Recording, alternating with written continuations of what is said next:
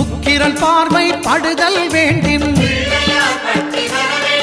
எங்கள் இறைவன் கணபதி இடக்கையின் கீழே புத்திர பாக்கியம் தருகிற பகவான் சுக்கிரன் அங்கே குடியிருப்பான். அவன் கற்பக கடவுளை கண்டவர் தமக்கு பொன் பொருள் அள்ளி கொடுத்திடுவான்.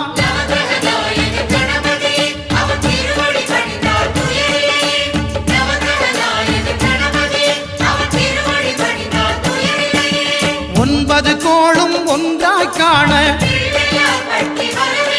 அங்கு கற்பகம் என்னும் கடவுளின் மெய்யில்